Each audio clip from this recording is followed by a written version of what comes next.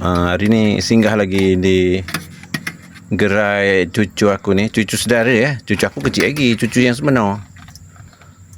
Cendol. Ini bungkus tadi dah minum satu, ni order untuk anak kat rumah seorang tu dengan Puan Hamidah.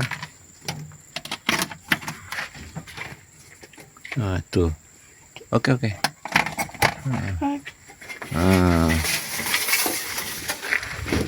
Nak tengok kejap. Tunjuk kamera. Dia punya tu biar dia orang nampak betul-betul dia tu tengok dari jauh. Lepas tu ni. Tu.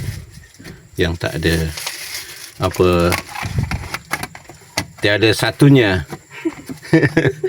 Tiada duanya, tiada satunya pula. Kalau tanya pakai santan ke apa? Kita pakai soya ya. Kalau kau nak santan, beli ni je bawa balik. Bubur santan sendiri. Sebab kalau santan ni dia risikonya dia basi. Tu pengalaman yang lepas telah mengajar ya Puan Yati kita. Tengok. Sekali lagi. Kita terus terang aja lah, kita pakai soya InsyaAllah sedap jugalah.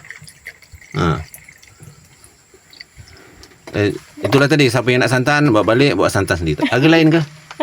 Susah nak jawab. Jalan ni pun dah ada banner dia. Senang lah ya, Kampung Paik Baru ni.